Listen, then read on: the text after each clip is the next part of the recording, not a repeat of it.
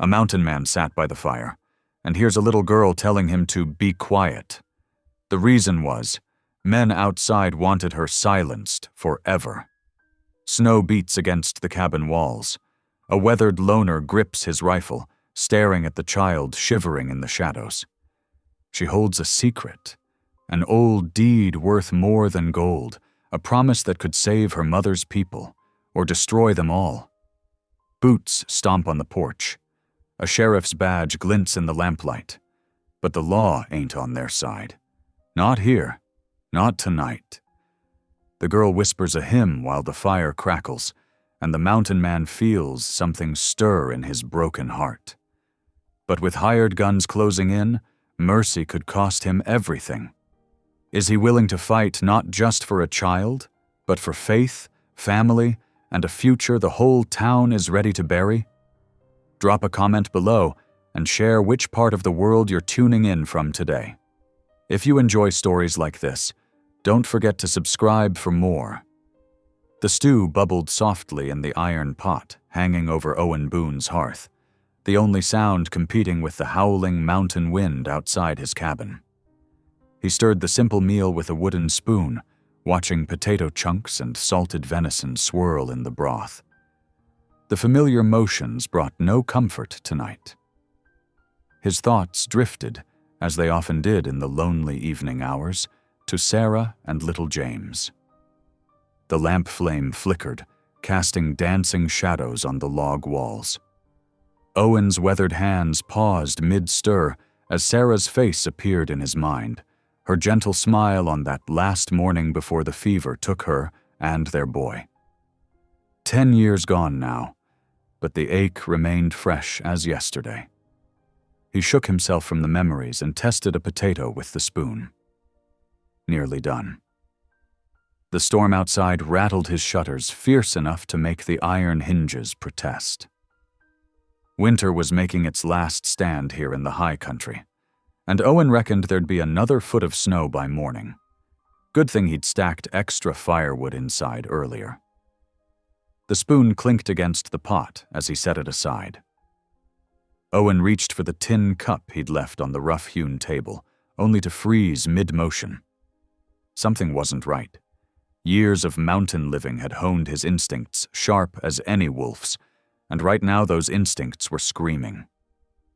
There, a soft creak from the floorboards near his woodpile. Owen's hand moved slowly toward the rifle propped against his chair. "Be quiet, mister," came a whispered voice from the shadows. "Don't let them hear us."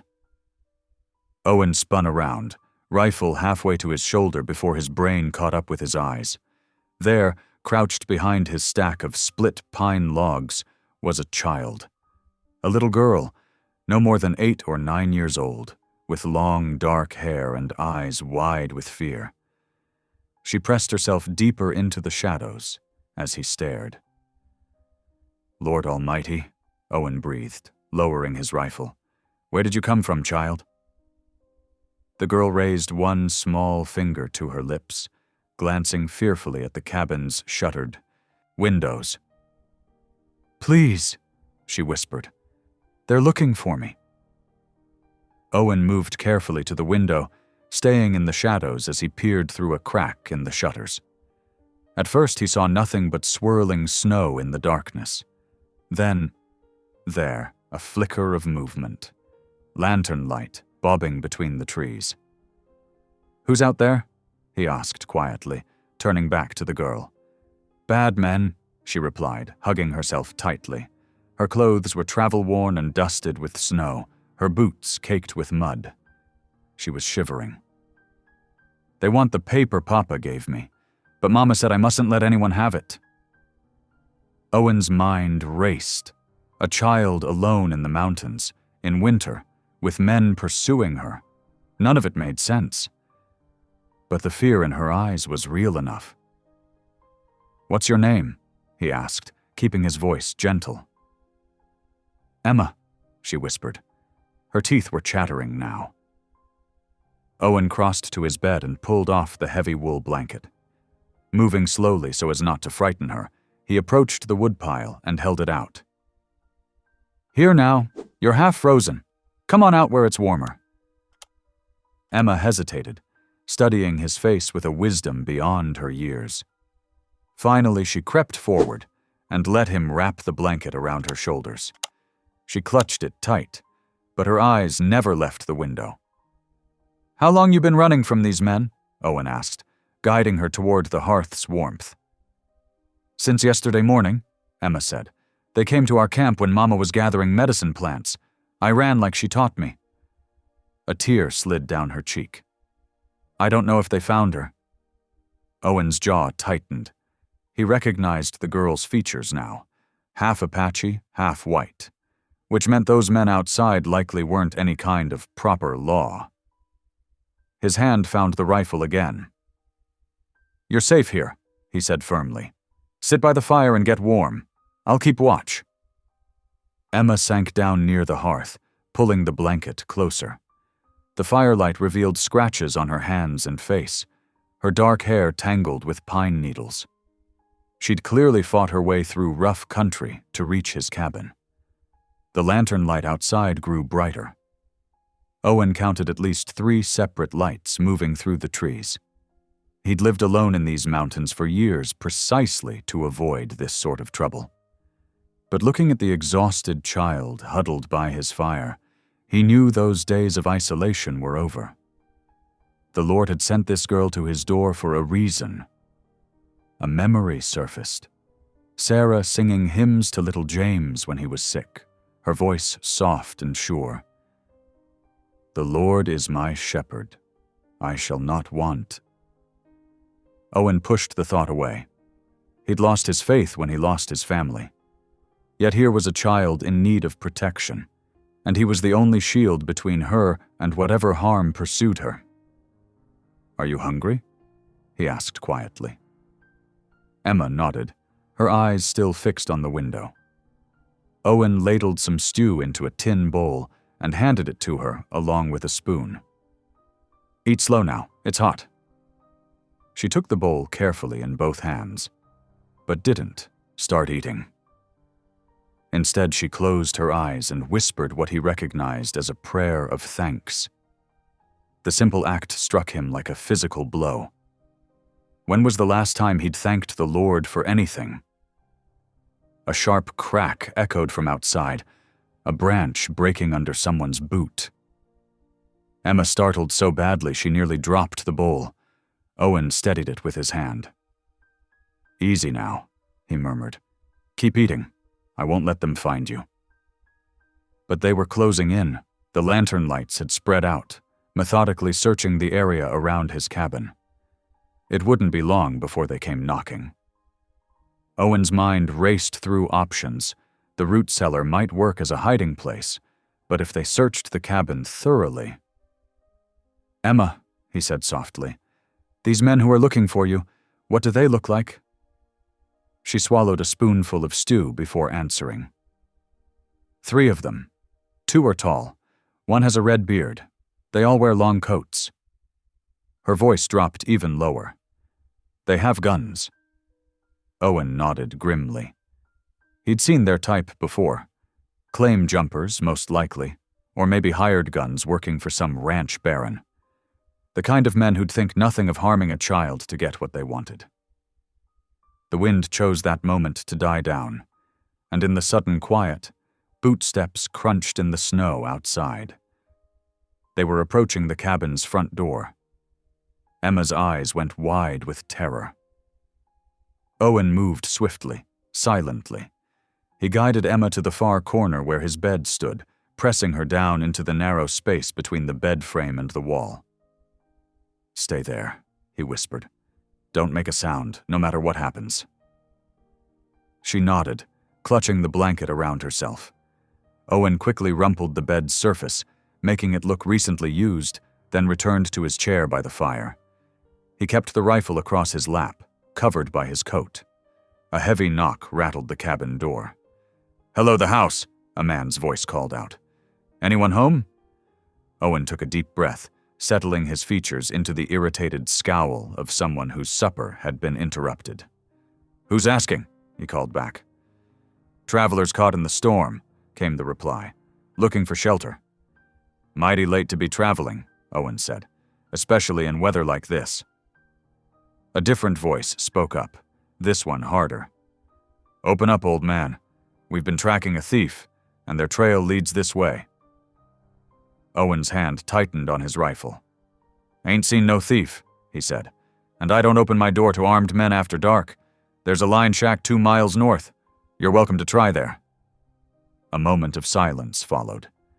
Then the first voice again. Dangerous now. Listen here. We know the girl came this way.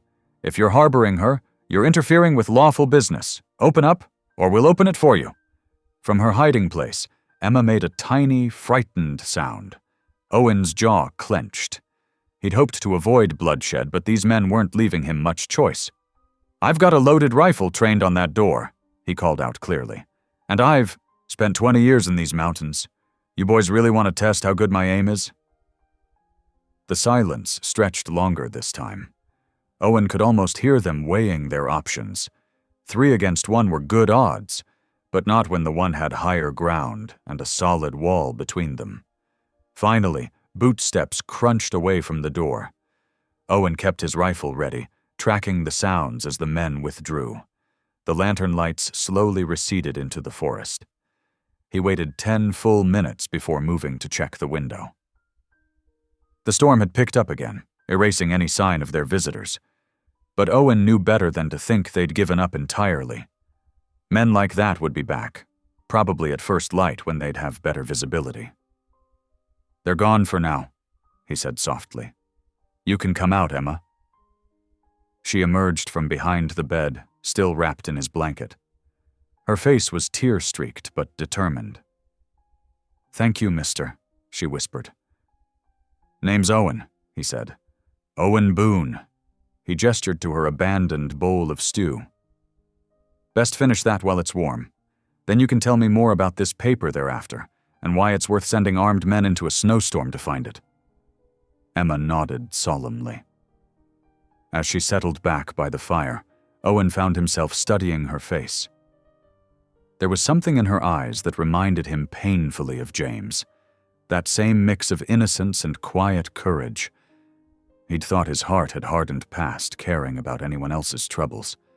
But watching this brave little girl saying her prayers over a bowl of stew, he realized God hadn't finished with him yet. The storm howled outside, but inside the cabin a different kind of wind was blowing. It carried the fresh breath of purpose, of protection freely given. Owen didn't know what morning would bring, but he knew this. He would defend this child as if she were his own. And maybe, just maybe, in saving her, he might find his own salvation. The pounding at the door made the whole cabin shudder. Owen's hand tightened on his rifle as he watched Emma shrink further behind his bed, pressing herself against the rough-hewn logs of the wall. The blanket she clutched seemed to swallow her small frame. "Open up in there!" A voice thick with whiskey bellowed through the storm.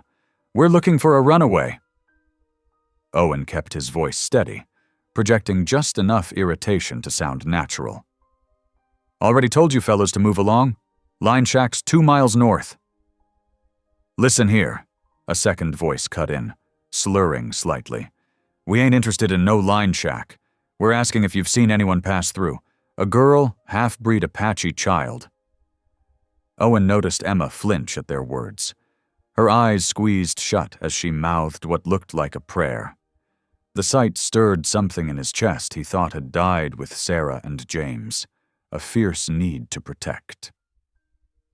"Nobody's passed by except you lot," Owen called back, keeping his tone measured. "Storm's been raging since sundown. Even a child would know better. Then to be out in this weather." The door rattled again as one of the men kicked it. "You sure about that, old man? Mighty important we find this girl. Reward money for bringing her back safe." "That so?" Owen let skepticism color his voice. "Since when do whiskey traders care about lost children?" A pause followed his words. Owen could almost hear them weighing how much he'd figured out about them. The wind howled through the gaps in the cabin's chinking, making the lantern flame dance. "Now see here," the first voice grew harder. "We've got legitimate business with that girl. Her mama asked us special to fetch her, see? We're doing a kindness, bringing her back where she belongs." Owen's jaw tightened at the lie. He'd known men like this his whole life, the kind who'd say anything to get what they wanted, who saw other people as things to use and discard, the kind who'd trick a mother into giving up her child. "Well, if you do find her," Owen said carefully, "best make sure you've got papers proving guardianship. Marshall down in Silver Creek takes a dim view of folk trafficking in children, legitimate business or not." The threat in his words hung in the air. Another silence followed, broken only by the storm's fury and the creak of timber. Then came the sound of muttered curses and boots crunching in snow. The lantern lights bobbed away into the darkness, growing fainter until they vanished completely.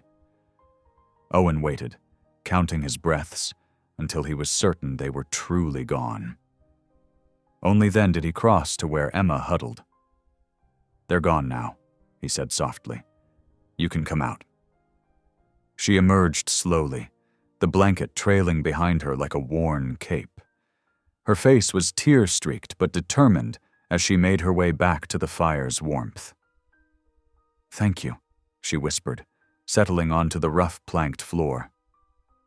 "Mama always said there were still good people in the world. She said God would send angels to help us if we prayed hard enough." Owen's chest tightened at her words. He was no angel, just a broken man who'd lost his way after burying his family. But something about this child's faith touched the old wounds in his heart. "Want to tell me what this is really about?" he asked, keeping his voice gentle. "Those men weren't just whiskey traders, were they?" Emma shook her head, reaching into the lining of her dress. Her small fingers worked at a hidden seam, pulling free a folded paper that had been carefully sewn inside. "Papa gave me this before he died," she said, smoothing the creases with reverence. "He made me promise to keep it safe. Said it was more precious than gold because it meant our people would always have water." Owen leaned closer, squinting at the document in the lantern light. It was a deed, written in the careful hand of a government clerk. The official stamps and seals marked it as genuine. "Your father bought water rights?" he asked, surprise coloring his tone. Emma nodded. "The big spring in Shadow Valley, Papa said it, was the only way to make sure the reservation would have water forever. He paid gold for it, made everything legal so no one could take it away." Her voice dropped lower. "But then he got sick. Before he died, he told me bad men would try to steal it. Said I had to keep it safe until Mama could take me to the judge in Silver Creek." Owen sat back, understanding dawning. Water rights in this territory were worth more than gold, especially those controlling primary sources. A spring feeding an entire valley would be precious beyond measure. "Those men," he said slowly. "They found out about the deed somehow?" Emma's small fingers twisted in the blanket. "They came to our camp 3 days ago. Told Mama they were traders who knew Papa, said they'd take me to Silver Creek where it was safer." Her voice trembled. "But I heard them talking when they thought I was asleep. They were going to sell the deed to some cattle baron. Said he'd pay anything to control the water." Owen's jaw clenched. The scheme was clever in its cruelty. Convince a worried mother to let them escort her child to safety, then use the girl to get their hands on valuable water rights. They probably hadn't counted on Emma being smart enough to understand their true intentions. "How did you get away from them?" he asked. "Waited until they were drinking by the fire," Emma said. "Then I ran. Kept running even when it started snowing." Pride flickered across her face. "Mama taught me how to move quiet in the forest, how to hide my tracks like her people do. But I got lost in the storm. When I saw your cabin's light." She trailed off, looking up at him with eyes too old for her years. "I didn't know if you'd help me, but I was so cold. And I remembered what Mama said about praying for angels. Owen stood abruptly, moving to check the windows. The storm still raged outside, but he knew the whiskey traders wouldn't give up so easily, not with such valuable prey within reach. "Those men will be back," he said grimly. "Probably with reinforcements once they sober up and realize how much that deed is worth." Emma clutched the paper tighter. What should we do? The question hung in the air between them. Owen knew the sensible thing would be to send her on her way, to return to his solitary life and let someone else deal with this trouble. But looking at her brave, tired face, he knew he couldn't do that. "First thing," he said, "we need to hide that deed somewhere safer than your dress lining." He crossed to his tool chest and pulled out a small tin box. "This is waterproof. We'll wrap the paper good and store it where those men won't think to look." Emma watched as he carefully folded the deed and sealed it in the tin. "Then what?" "Then we rest," Owen said, securing the box in a hollow space beneath a floorboard. "Come morning, we'll need to move fast. Those traders might not be smart enough to get a posse together, but whoever's paying them probably is." He retrieved extra blankets from his storage chest, building a proper bed near the fire. As Emma settled in, he noticed her shivering had finally stopped. "Will you help me find Mama?" she asked softly. "She'll be so worried." Owen paused in banking the fire. The thought of returning to civilization, of dealing with other people's problems, made his chest tight with anxiety. He'd come to these mountains to escape such things. But looking at Emma's hopeful face, he knew he'd already made his choice. "Yes," he said simply. "I'll help you." Her smile was like sunrise breaking through clouds. "I knew God would send someone good," she whispered, already drifting toward sleep. "Mama always says he works in mysterious ways." Owen watched her breathing even out, small hands still clutching his blanket. The wind continued its assault on the cabin, but his thoughts were far away. He'd tried so hard to shut himself off from the world after losing Sarah and James, convinced that God had abandoned him. Yet here was this child, carrying a paper worth a fortune, trusting him because her mother had taught her to have faith. Perhaps, he thought, watching the fire's dying embers, the Lord did work in mysterious ways after all. He'd wanted nothing more than to be left alone with his grief.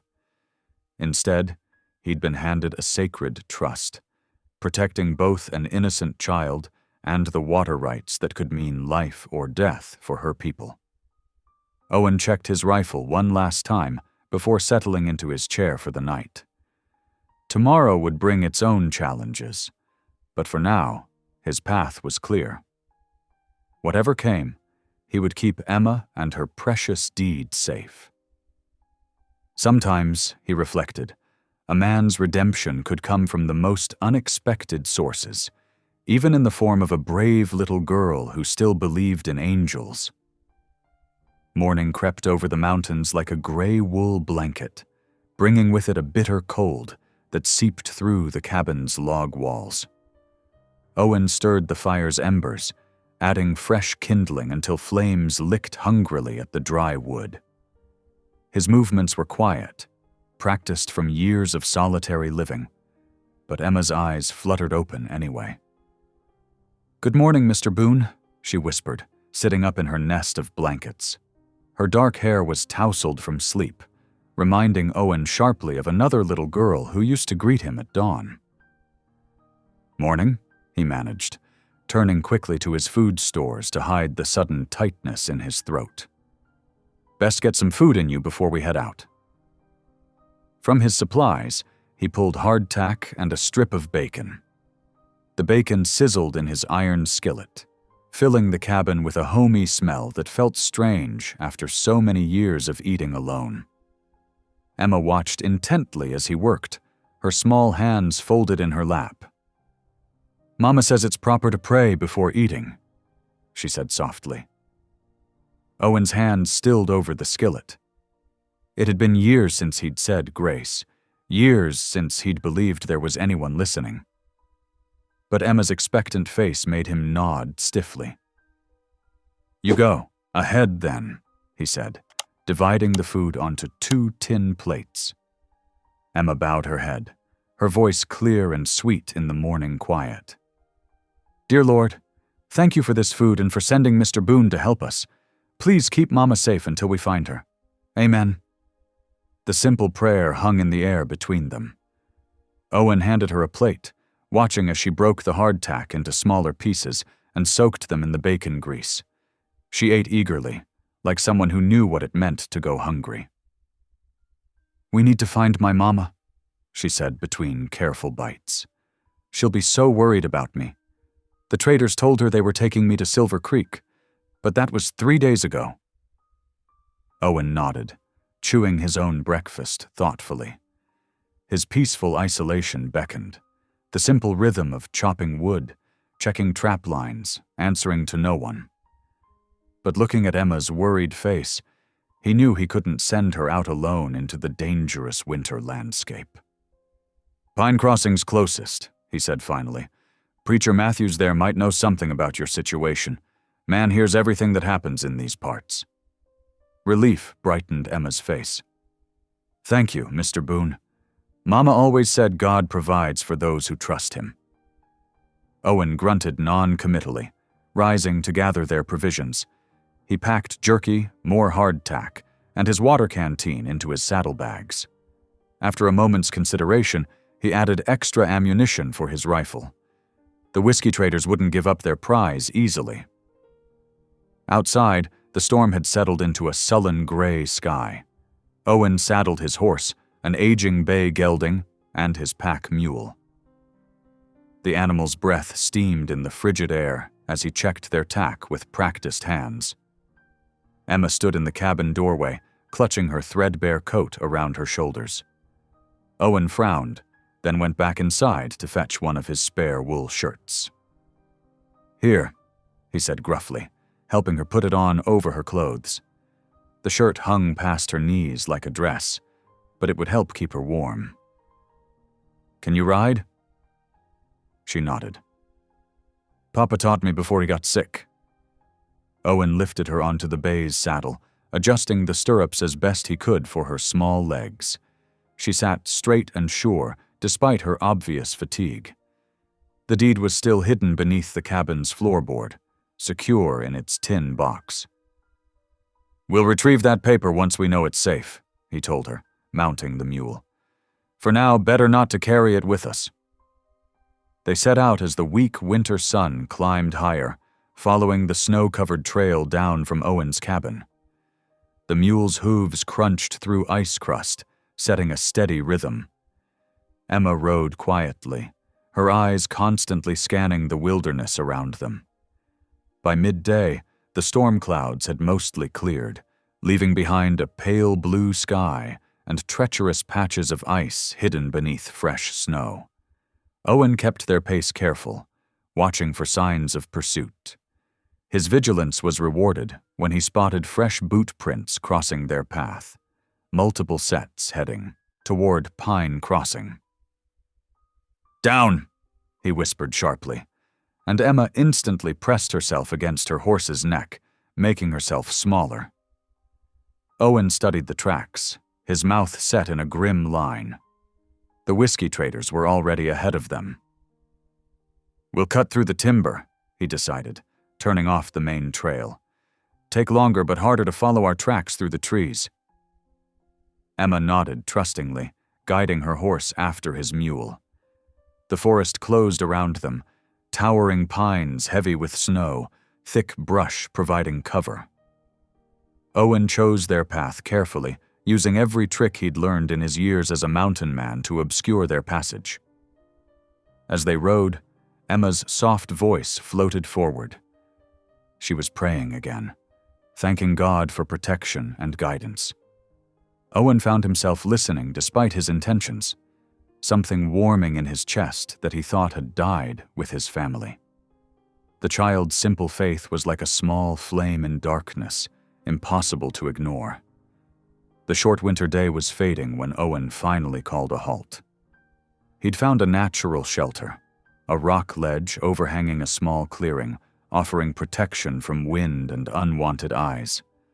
The horses would block them from view, and the rock wall would reflect their small fire's heat. "We'll rest here tonight," he said, helping Emma down. Her legs were shaky from the long ride, but she didn't complain. "Stay quiet now. Sound carries far in the cold." He worked efficiently, setting up their camp with minimal noise. A small fire, well shielded. Blankets spread on pine boughs for insulation from the frozen ground. The horses tied close, their bodies providing additional warmth. Emma huddled in her blankets, watching him with solemn eyes as he prepared a cold supper of jerky and hardtack. "Will we find Mama tomorrow?" she whispered. Owen paused in his tasks. "Can't promise that," he said honestly. "But we'll do our best. Pine Crossing's still a day's ride, maybe more in this snow." She nodded, accepting his answer with a maturity that made his heart ache. No child should have to be so grown up, so careful. It reminded him painfully of James, his son, in those final days of illness. As night settled fully around them, Owen positioned himself where he could watch their back trail. The nearly full moon cast blue-white light on the snow, making it easier to spot movement, but also easier for others to spot them. Every sound drew his attention: the crack of frost-heavy branches, the distant call of an owl, the whisper of wind through pine needles.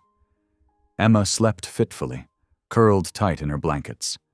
Sometimes she murmured in her sleep, words in Apache that Owen didn't understand, but her tone spoke of fear and longing. He found himself humming softly, an old hymn Sarah used to sing to James. The familiar melody seemed to settle the girl, her breathing evening out into deeper sleep. Owen kept his rifle across his knees, ears straining for any sound that didn't belong to the night-dark forest. My whiskey traders were still out there, probably gathering more men for their search. The deed hidden in his cabin floor was worth enough to make men kill, and Emma was the key to finding it. His fingers traced the rifle's familiar stock as he considered their situation. The smart choice would be to leave the girl with the preacher in Pine Crossing, return to his solitary life in the high country. But something in Emma's trust, her quiet courage, had awakened feelings he thought long buried, a need to protect, to help, to be more than just a hermit hiding from his grief. The moon tracked slowly across the sky as Owen kept his vigil. Every shadow held potential danger, every snapping twig might herald approach. But as the hours passed, he realized the tension in his shoulders had eased somewhat. For the first time in years, he felt truly awake, truly present in his own life. Emma stirred in her sleep, mumbling something that sounded like, "Mama." Owen adjusted her blanket, his weathered hand gentle on her small shoulder. Whatever came next, he knew he couldn't abandon her until she was safely reunited with her mother. Perhaps this was God's way of forcing him back into the world of the living, using a child's need to break through the walls he'd built around his heart. The night deepened toward dawn, stars wheeling overhead in their eternal dance. Owen kept watch, his rifle ready, listening to every sound that floated through the darkness.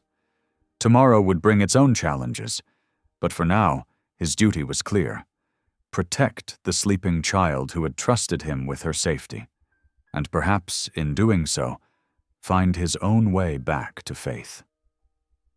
Dawn brought a pale sun that did little to warm the frozen landscape. Owen and Emma broke camp early, erasing signs of their presence before mounting up.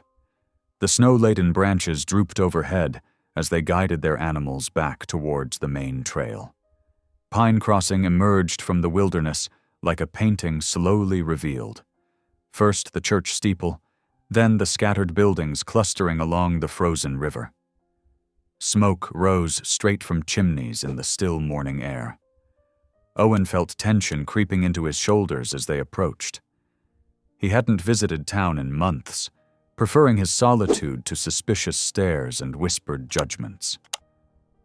"Stay close," he murmured to Emma as they rode between the first buildings. The girl nodded, pulling her horse alongside his mule. Main Street was already stirring with morning activity. A shopkeeper swept snow from his wooden sidewalk. 2 women hurried past, shawls drawn tight against the cold. They paused to stare at the odd pair, the grizzled mountain man and the small, dark-haired child wrapped in an oversized wool shirt. Owen kept his face neutral, though he noted every glance, every whispered comment. Emma sat straight in her saddle, chin lifted, but he saw how her hands tightened on the reins. She was used to such looks, he realized with a pang of anger. The livery stable stood at the end of the street, its weathered sign creaking in the morning breeze. Owen dismounted stiffly, his joints protesting the cold. He helped Emma down, steadying her when her legs wobbled. Inside, the stable was warm and hay-scented. The liveryman, a thin fellow with a pronounced limp, emerged from a stall. "Need feed and care for the horse," Owen said, keeping his words brief. "The mule, too. We'll be back before sundown." The liveryman nodded, naming his price. Owen counted out coins from his leather pouch, then helped Emma gather their few belongings. She stroked her horse's nose in farewell, whispering something in Apache that made the animal's ears prick forward. Back outside, Owen guided Emma toward the parsonage, a modest wooden house beside the white-painted church. Christmas greenery still hung from the porch rails, though the wreaths had dried brown. Owen's knock was answered quickly by Reverend Harlan. The preacher had aged since Owen last saw him. His hair had gone fully gray, and new lines creased his friendly face. But his eyes were as kind as ever as he looked from Owen to Emma. "Brother Boone," he said warmly, "it's been too long. Please come in out of the cold." The parsonage's front room was simply furnished, but welcoming. A fire crackled in the hearth, and the smell of coffee filled the air. Reverend Harlan gestured them toward chairs while he fetched cups. "Now then," he said, settling into his own seat. "What brings you down from your mountain, Owen? And who is this young lady?" Owen accepted the coffee gratefully, wrapping his cold hands around the cup. "This here's Emma. Found her in my cabin 2 nights back, running from whiskey traders who mean her harm." The preacher's expression grew serious as Owen related the story. Emma's arrival, the men's pursuit, their dangerous journey to town. Emma sat quietly, sipping from a cup of milk the Reverend had provided, but her eyes never left the window. "The deed," Owen finished. "That's what they're after. Emma, show him." The girl reached into her dress and withdrew the folded paper. Reverend Harlan adjusted his spectacles as he examined it, his weathered fingers gentle with the document. "Lord have mercy," he breathed.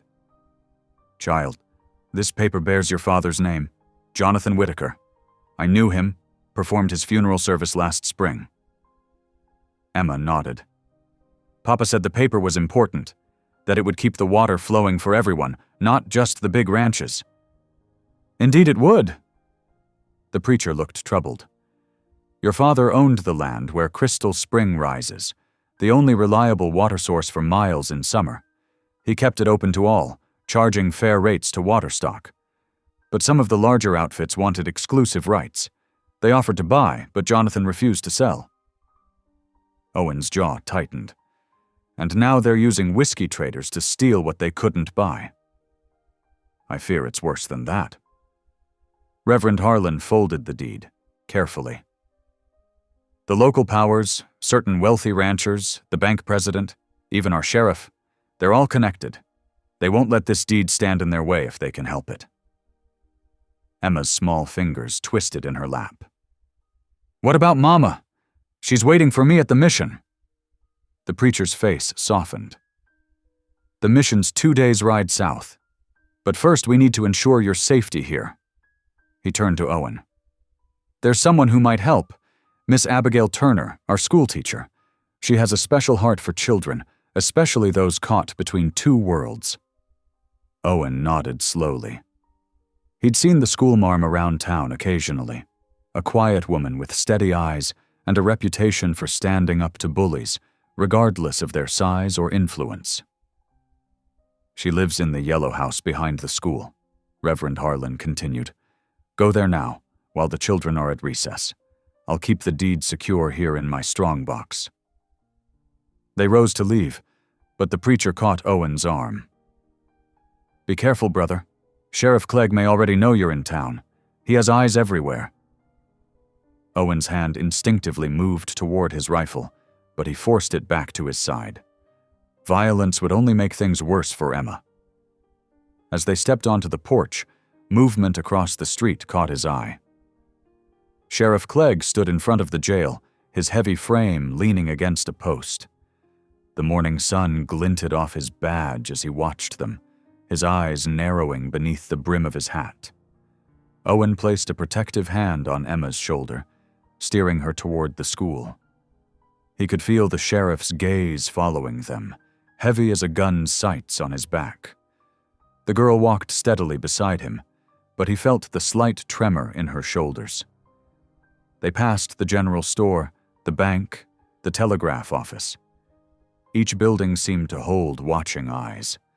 Owen had spent years avoiding town politics, wanting nothing to do with the schemes of powerful men.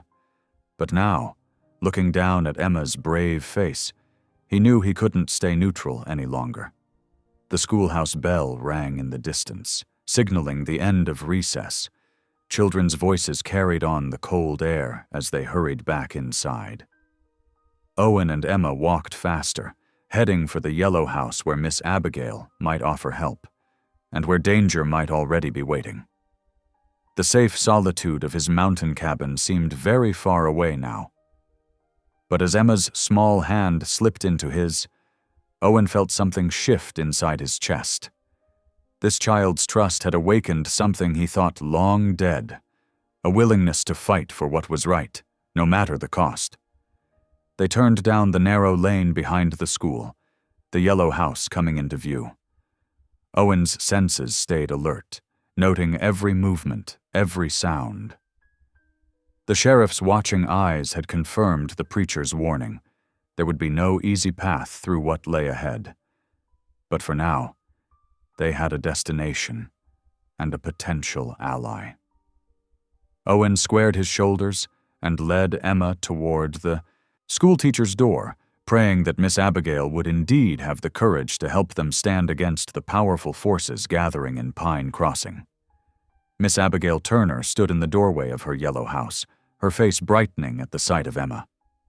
Though worry creased her brow when she saw Owen's grim expression, she kept her voice warm and welcoming. "Please, come in out of the cold," she said, stepping aside. The interior was modest but tidy, with a small parlor warmed by a pot-bellied stove. Books lined the shelves, and a slate board hung on one wall, covered in neat chalk writing. Emma hesitated at the threshold, but Miss Abigail's gentle smile drew her forward. "You must be chilled through, child. Let me fetch you a blanket." She disappeared briefly, returning with a soft wool blanket that she draped around Emma's shoulders. The girl pulled it close, her small fingers tracing the woven pattern. "Reverend Harlan sent us," Owen explained, keeping his voice low. "Said you might be able to help." Miss Abigail nodded, gesturing them toward chairs near the stove. "Would you like some milk and bread, dear?" she asked Emma. When the girl nodded shyly, she bustled to her small kitchen, returning with a plate of thick sliced bread, butter, and a cup of fresh milk. As Emma ate, Owen recounted their situation: the midnight arrival, the pursuing whiskey traders, the valuable deed now in the preacher's safekeeping.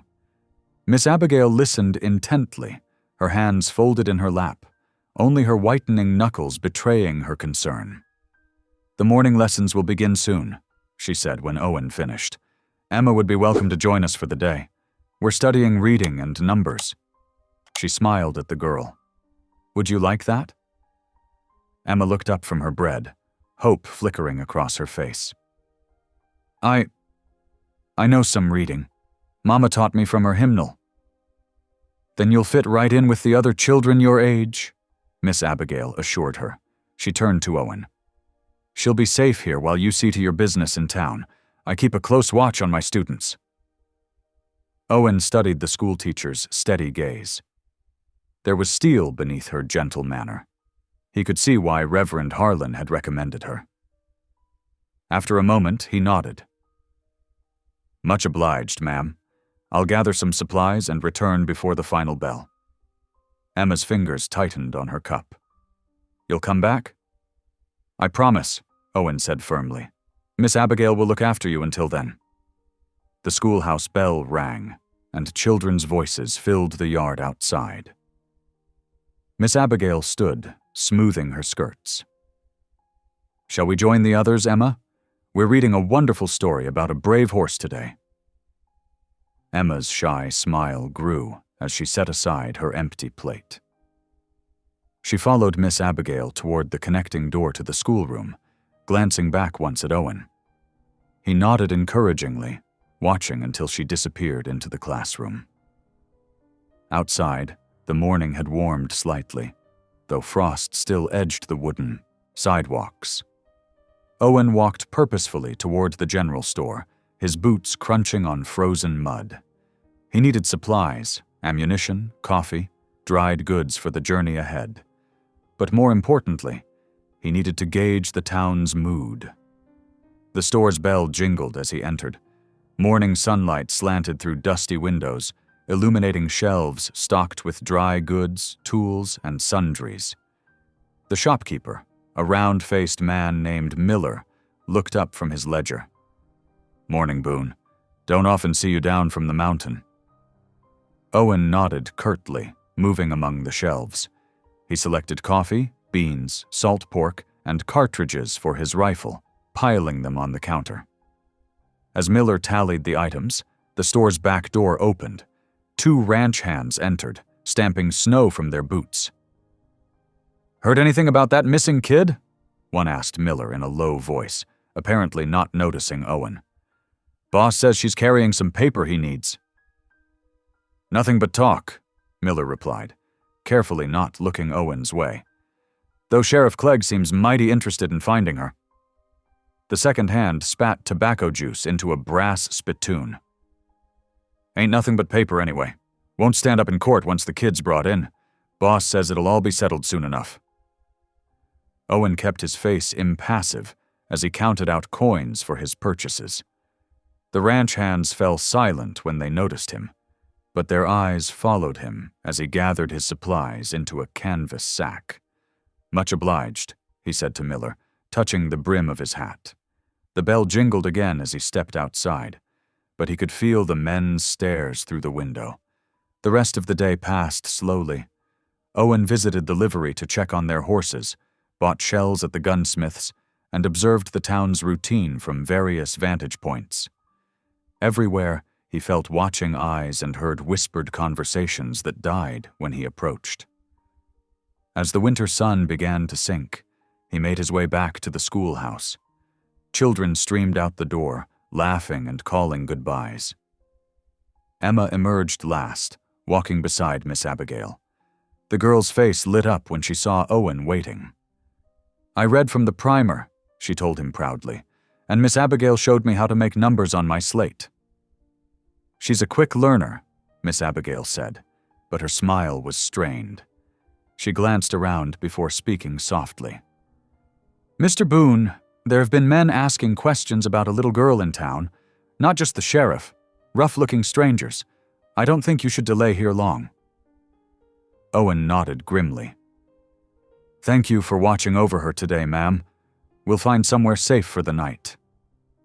God be with you both, Miss Abigail murmured. She squeezed Emma's hand once before returning to the schoolhouse. Dusk was falling as Owen led Emma toward the boarding house, a 2-story building with peeling paint and crooked shutters. He'd taken a room there earlier, judging it safer than camping outside town with pursuers about. But as they approached the front door, Owen's steps slowed. Something dark protruded from the wood near the handle. His hand shot out, stopping Emma several paces back. "Stay here," he said quietly. Moving forward carefully, he examined the object. A hunting knife had been driven deep into the doorframe, its bone handle worn smooth with use. Not a random act of violence, a deliberate warning. Owen glanced back at Emma, who stood small and uncertain in the gathering darkness. The knife meant their enemies were close, watching, waiting. The boarding house was no longer safe, if it ever had been. He pulled the knife free, tucking it into his belt. "Change of plans," he told Emma, taking her hand. "We'll find somewhere else to rest tonight." They walked away from the boarding house, Emma's small fingers cold in his calloused palm. Behind them, shadows lengthened across the muddy street. Somewhere in the growing darkness, hostile eyes watched their retreat, and danger drew ever closer. The brief joy of Emma's day at school, her proud smile, her delight in learning, seemed to fade like the last rays of sunlight. Yet Owen felt her spine straight and strong beside him as they walked. Whatever came next, this brave child would face it with the same quiet courage she'd shown since that stormy night in his cabin. He squeezed her hand gently, and she squeezed back. Together, they disappeared into the deepening twilight of Pine Crossing, seeking safety in a town that offered little welcome and less shelter. The evening shadows stretched long across Pine Crossing as Owen led Emma through back alleys toward the church. Reverend Harlan met them at the rear door of his weathered barn, a lantern casting warm light across his concerned face. "Come in quickly," he whispered, ushering them inside. The barn smelled of fresh hay and old wood, warmed by the bodies of 2 drowsy horses in their stalls. "I've prepared a space up in the loft." Owen helped Emma climb the ladder while Harlan followed with the lantern. The hayloft was clean and dry, with thick blankets spread over fresh straw. A small pot of stew bubbled over a carefully shielded lantern stove. "It's not much," Harlan said, "but it's safer than the boarding house tonight." "Smells mighty fine to me," Owen replied, helping Emma settle onto a blanket. The girl's eyes were heavy with exhaustion, but she managed to smile as Harlan ladled stew into tin bowls. "Before we eat," the preacher said gently, "shall we thank the Lord for his protection?" Emma nodded eagerly, folding her hands in her lap. Owen shifted uncomfortably, but remained silent as Harlan bowed his head. "Dear Heavenly Father," the preacher began, his voice soft but steady, "we thank you for bringing these travelers safely to shelter. We ask your continued protection over young Emma and guidance for those who seek to help her. Watch over her mother, Lord, and speed her journey here. In Jesus' name, amen." "Amen," Emma echoed. She glanced at Owen, noticing his silence, but said nothing as she began to eat her stew. The barn settled into quiet, broken only by the occasional stamp of hooves below and the scraping of spoons against tin. When Emma had finished eating, she looked up at Owen with those direct eyes that seemed to see straight through him. "Why don't you pray, Mr. Boone?" she asked simply. Owen set his empty bowl aside, considering how to answer.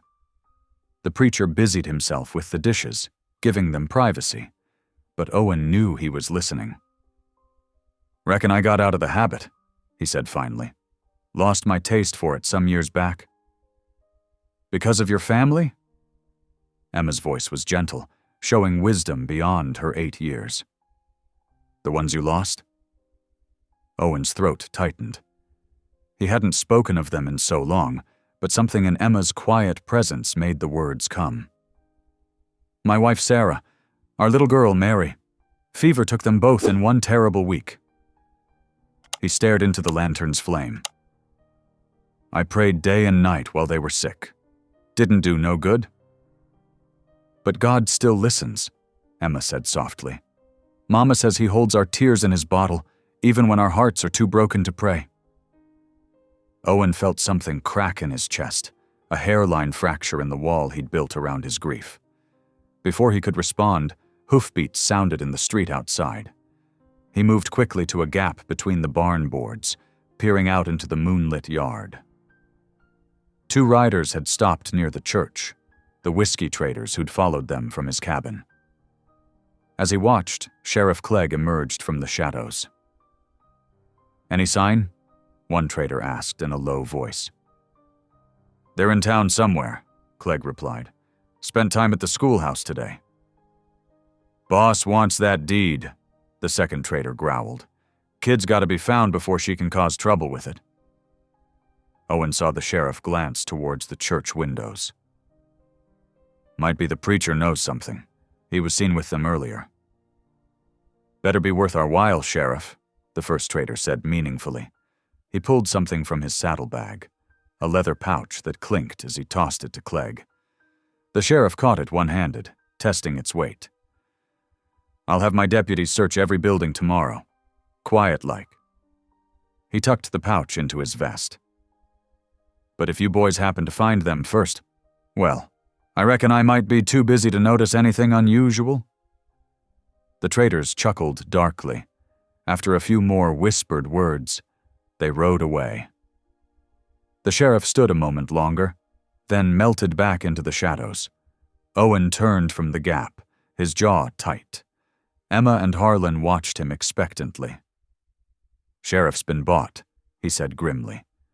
Come morning, his men will be searching the town. Harlan nodded slowly. I feared as much. The water rights that deed represents. There are powerful men who want control of them.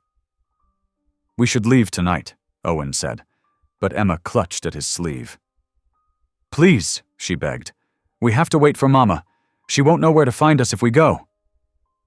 The preacher held up a calming hand. I sent word through Jacob running deer at the Circle Star Ranch. He trades regularly with the Apache bands in these hills. If your mother's searching for you, he'll guide her here. How long? Owen asked. Give me one more day, Harlan said. Running deer is trustworthy and his ranch hands are loyal. The sheriff won't search there. He smiled gently at Emma. And I know places in this old church where even the most determined deputy won't think to look. Emma's eyes were bright with tears. Promise Mama will find us? I promise to do everything in my power to help her, Harlan said solemnly. Now, you should try to sleep. Tomorrow may be a long day. He helped Emma arrange her blankets in a sheltered corner of the loft, tucking her in as she whispered her prayers. Soon, her breathing deepened into the peaceful rhythm of childhood sleep. Owen and the preacher settled near the gap in the boards, keeping watch over the moonlit yard. After a long silence, Harlan spoke softly. You know, Brother Boone, the child's faith is a gift, not just to her, but to those around her. Owen grunted non-committally, but his hand strayed to the spot where Emma had touched his arm while speaking of God's bottle of tears. The world's a hard place, he said finally. Seen too much evil to put much stock in prayer. Yet here you are, Harlan observed, risking your life to protect an innocent child. Somewhere in your heart, you still believe in goodness. Owen had no answer for that. Below them, the horses shifted in their stalls. A night bird called. And somewhere in the darkness, enemies plotted while a mother searched for her child.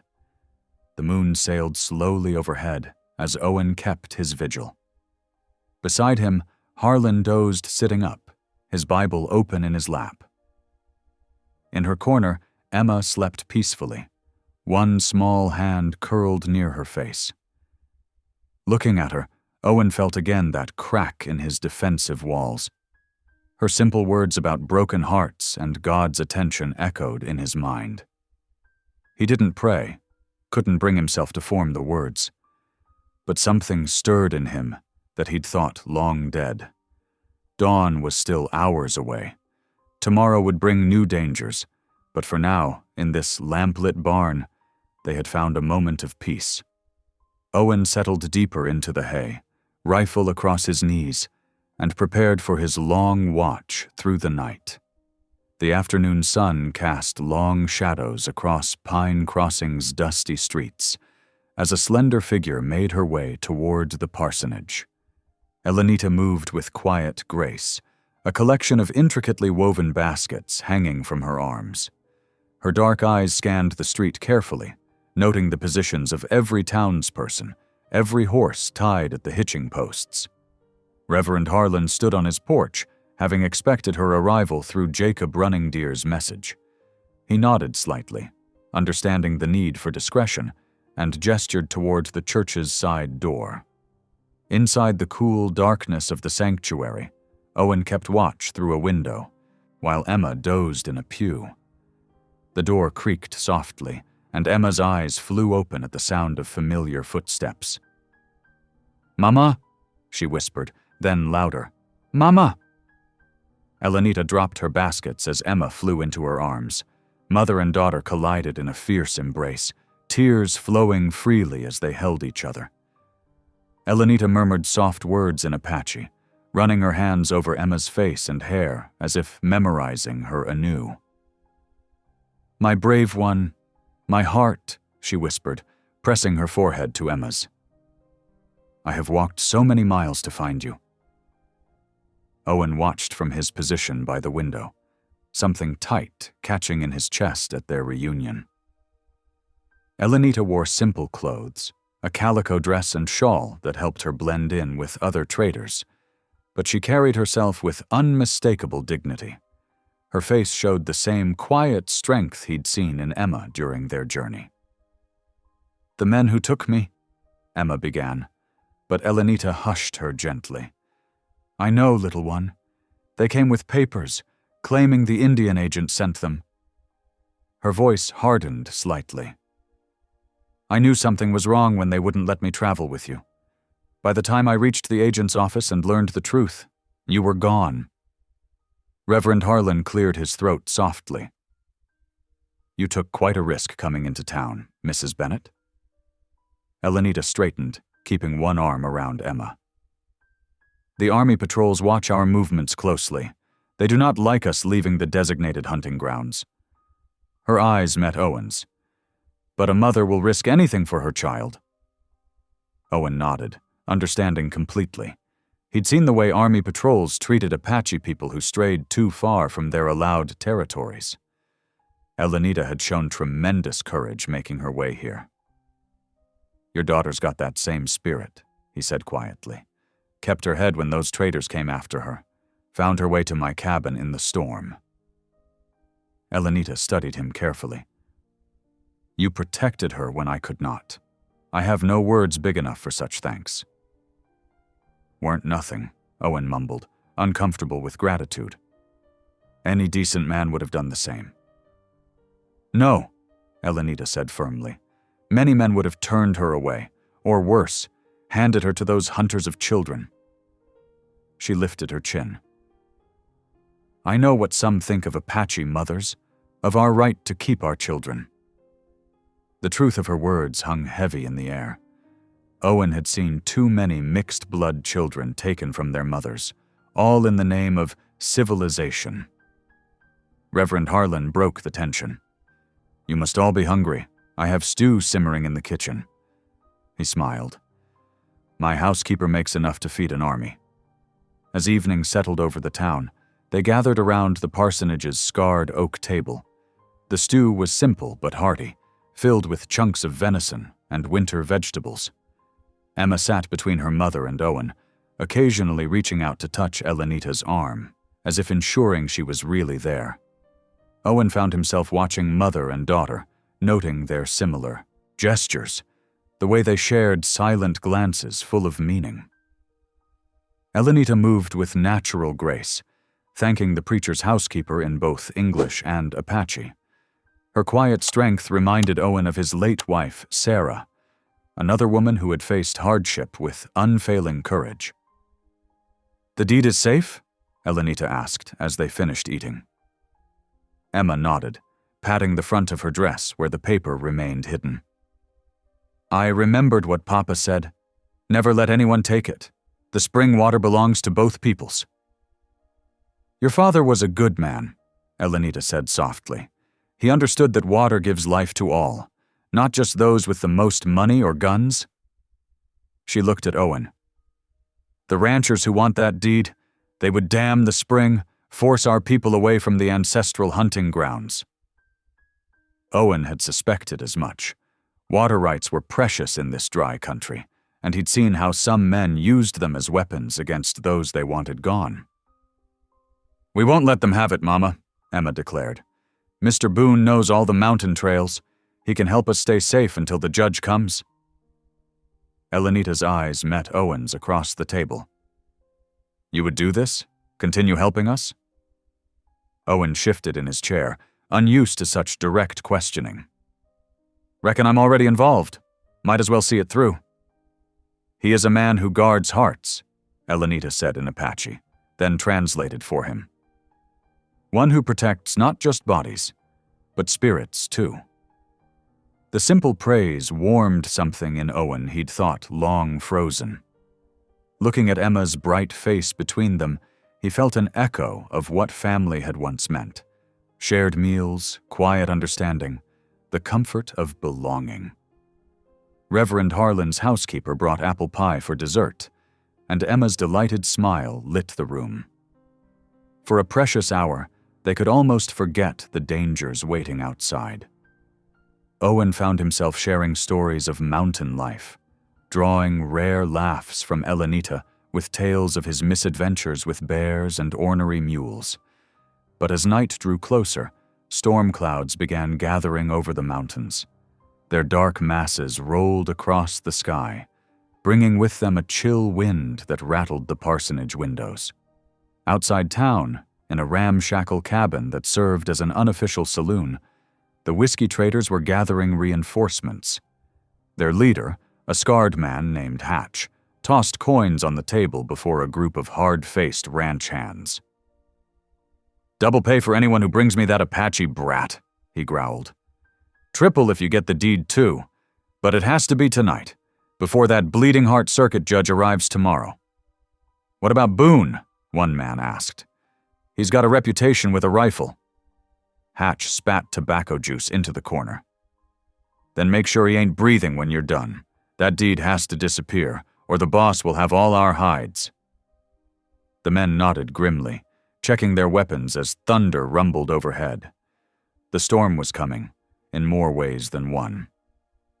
Back at the parsonage, Owen stood at the window, watching the clouds while Emma helped her mother wash dishes.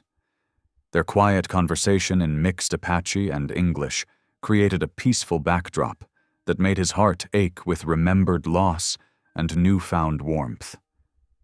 Elenita appeared beside him, her presence as quiet as a shadow. "You have known grief," she said simply. "I see it in your eyes when you watch my daughter." Owen didn't respond immediately, but something in her direct gaze drew out the truth. "Lost my wife and child to fever. 8 years ago now." Elenita nodded slowly. "And you have walked alone since then, like a wounded wolf, separate from the pack." "Been easier that way," Owen admitted, "until your girl showed up in my cabin." "Children have a way of healing hearts," Elenita said, "even when we think them too scarred to mend." She touched his arm briefly. "Thank you for keeping her safe when I could not." Owen cleared his throat against sudden emotion.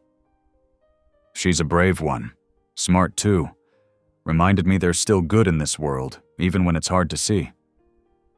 From the kitchen, Emma's clear voice rose in a hymn she'd learned at the morning's church service. The sound floated through the parsonage, a clear thread of hope in the gathering dark. Elenita smiled, her eyes soft as she watched her daughter.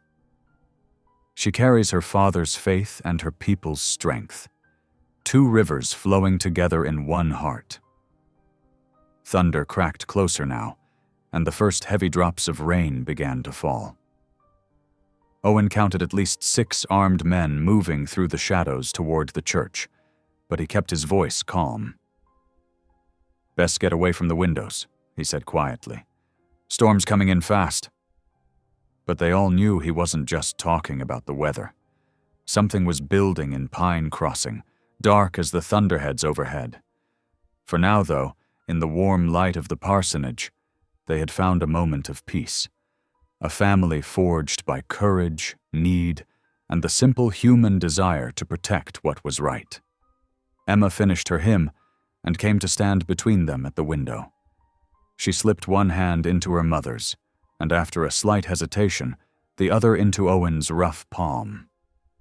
Together they watched the storm roll in, each taking comfort in the presence of the others. Sunday morning painted Pine Crossing in hues of gold and promise. The storm had passed, leaving behind a pristine blanket of fresh snow that sparkled under the rising sun. Church bells rang clear across the valley, calling the faithful to worship. Owen adjusted his faded string tie, uncomfortable in his best shirt. He hadn't attended services since Sarah died, but today was different. Inside the parsonage, Emma twirled in a borrowed dress from Miss Abigail, the fabric a cheerful blue that matched the sky. "You look real nice," Owen said gruffly, touched by her bright smile. Elenita emerged wearing her finest dress, adorned with traditional beadwork that caught the morning light. She had braided Emma's hair in the Apache way, weaving in small blue ribbons that Miss Abigail had given them. "Are you certain about this?" Elenita asked Reverend Harlan, who stood ready in his Sunday blacks. The preacher nodded firmly. "The Lord's house welcomes all his children, and his people need to hear the truth about this deed before rumors poison more minds." They walked together through the crisp morning air toward the white clapboard church. Owen noticed how some townspeople crossed the street to avoid them, while others offered cautious nods. The weight of his hidden revolver pressed against his ribs, a reminder that even Sunday peace could shatter. The church stood proud against the mountain backdrop, its simple cross reaching toward heaven. Miss Abigail waited by the steps, greeting them warmly. "I saved seats near the front," she whispered, squeezing Emma's hand. Inside, the whitewashed walls glowed with morning light streaming through plain glass windows. Wooden pews creaked as people settled, their Sunday best a parade of modest colors. Owen helped Emma and Elenita into a pew, positioning himself on the aisle where he could watch the doors. Whispers rustled through the congregation like wind through dry grass. Some faces showed curiosity, others disapproval. A few ranch hands slouched in back pews, their expressions dark. Owen recognized them as men who worked for the larger spreads that wanted the spring water. Reverend Harlan stepped to the pulpit, his Bible well-worn and familiar in his hands. "Brothers and sisters," he began, his voice carrying to every corner, "today we gather not just to worship, but to witness truth and justice." The sermon spoke of Moses striking water from desert stone, of God's provision for all his people. Owen found himself listening despite his long absence from faith, hearing echoes of Sarah's favorite passages. Emma sat between him and her mother, her small hands clasped in prayer. She knew every response, every hymn, singing out clear and true. Several times, Owen caught other children watching her with interest rather than fear. When the regular service concluded, Reverend Harlan held up his hand. "Before we close, there is a matter of great importance to our community." He gestured to Emma. "Would you bring the deed forward, child?" Emma walked steadily to the pulpit, the paper clutched carefully in her hands. Elenita watched with proud dignity, though Owen noticed her fingers were tightly laced together. "This deed," Reverend Harlan announced, carefully unfolding the document, "was legally recorded and witnessed 2 years ago. It grants water rights from Eagle Spring to both the ranch lands and the Apache people who have used these waters since time immemorial." He began reading the formal language, his voice giving weight to each word. The deed specified shared access, reasonable use, and protection for all parties. It bore the signatures of Emma's father, 2 witnesses, and a territorial judge. Murmurs rippled through the congregation.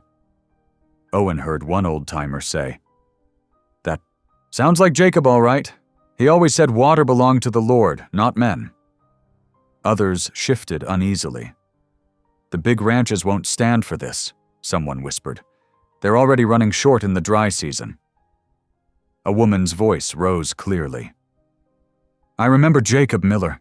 He was an honest man who paid his debts and kept his word. If he wrote that deed, it's rightful and true." Miss Abigail stood up. "I've taught many children in this town.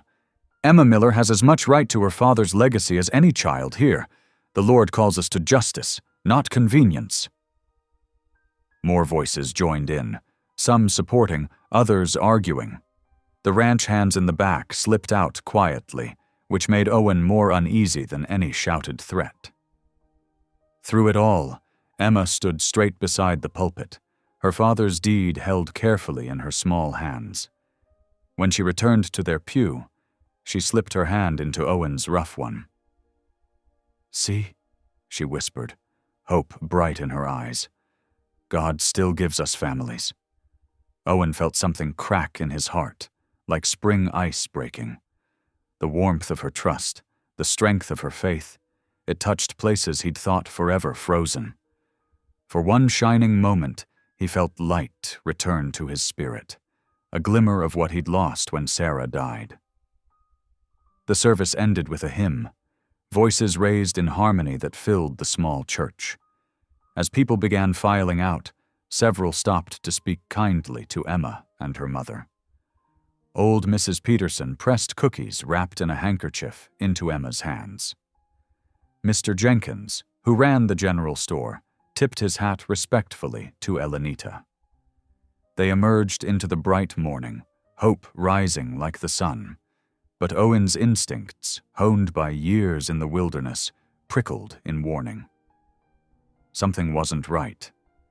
The answer came with the wind, the acrid scent of smoke.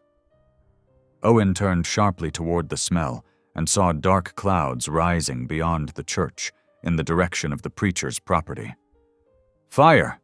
The cry came from down the street as a rider galloped towards them, his horse lathered with sweat. "The parsonage barn's ablaze!" People poured from the church, pointing and shouting. Reverend Harlan ran toward his home, others following to help fight the fire. Owen started to move, but something made him turn back. In that instant of distraction, everything changed. The rider who'd brought news of the fire wheeled his horse around. 2 more mounted men appeared from behind the church. Before Owen could shout a warning, they surrounded Emma and Elenita. "No!" Elenita's cry split the air as rough hands seized Emma, lifting her onto one of the horses. The deed fluttered from her grasp like a wounded bird. Owen reached for his gun, but the crowd's panic worked against him. Bodies pressed between him and the riders, blocking his shot. He glimpsed Emma's terrified face as the horsemen spurred away, kicking up snow and dirt. "Emma!" Elenita tried to run after them, but the press of people held her back. Miss Abigail appeared at her side, supporting her as she swayed. Owen pushed through the crowd, fury and fear burning in his chest. The barn fire had been a diversion, well planned to split the townspeople's attention. He reached the street in time to see the riders disappearing around the bend, taking Emma into unknown danger. The dropped deed lay in the churned snow, its crisp legal writing now spotted with mud. Owen snatched it up, knowing it was both the cause of their trouble and their only hope for justice. Elenita reached him, her face drawn with fear, but her voice steady. They will not harm her yet. They need her to control the deed. Owen nodded grimly. Can you track them? Better than any man here, she replied, already scanning the ground for signs. Miss Abigail hurried up to them, her Sunday bonnet askew. The sheriff, she said breathlessly. He's nowhere to be found. His office is locked. No surprise there, Owen growled. He turned to Elenita, speaking low. They'll expect us to follow their tracks. Might be leading us into an ambush. Elenita's eyes flashed. Then we must be smarter than they expect. I know these mountains too. The sound of hammering hooves made them turn. Reverend Harlan rode up on his old mare, his face smoke-smudged but determined. The barn fire's under control, he reported. Just started in the hay. Meant to draw us away, nothing more. He looked at their grim faces. They took her, didn't they? The poor child. Owen's hand tightened on his rifle. Not for long, he promised, the words coming out like iron striking stone. The light he'd felt in church had hardened into steel determination. He'd lost one child to fate. He wouldn't lose another to evil men. The mountains rose before them, their snow-covered peaks reaching into the blue sky that had seemed so full of promise just hours before. Somewhere in those hills, Emma waited for rescue, trusting that her newfound family would come for her. Looking at Elenita's resolute face, Owen knew they would not fail that trust. Sunday's peace had been shattered, but something stronger had taken its place. The unshakable bond of people willing to fight for what was right, and for those they had grown to love. Owen's hands shook as he mounted his horse, the reins cutting into his palms. His breath came in sharp bursts, visible in the cold mountain air. Beside him, Elenita swung onto her borrowed mare with fluid grace, her face set like stone. Behind them, the town of Pine Crossing hummed with frightened whispers and pointing fingers. They headed north, Elenita said, her voice tight with controlled fear. Toward the high pass. Smoke still rose from the direction of the preacher's barn, thick and black against the clear sky. Owen spurred his horse forward, Elenita keeping pace. The thunder of hooves echoed off the buildings as they raced through town, past shocked onlookers and shuttered windows. When they reached the barn, flames had already consumed most of the structure. Men formed a bucket line from the nearby well, passing water to throw on the remaining hot spots. The air reeked of burned hay and scorched wood.